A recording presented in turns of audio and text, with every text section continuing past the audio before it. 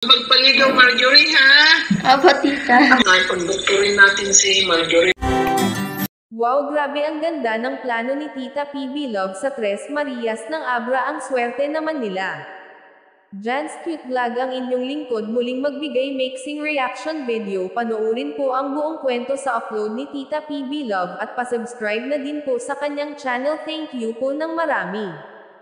Ang taas ng pangarap ni Tita PB Love kay Chris Marjorie, gagawing doktore pala ito. Tamang graduate ay Ate Badiday ang kanyang nanay ng nurse. Susunod naman siya, napakaswerte naman ng mag-inang ito, kaya pinapa-maintain ng naturang sponsor ang grade ng naturang scholar kasi top 1 ito at talagang matalino daw talaga si Chris Marjorie, lagi daw ito nangunguna.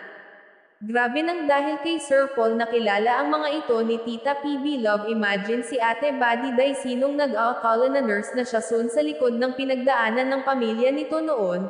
Habaan pa sana ni God ang inyong mga buhay, Tita PB Love, kayo ng asawa mo, para makita nyo pa ang pagtatagumpay ng mga scholar nyo. Natagumpay nyo na din dahil kayo ang dahilan kila Sir Pugong Biyahero. Huwag magpaligaw, Marjorie, ha? Opo, tita. May mangligaw-ligaw dyan eh.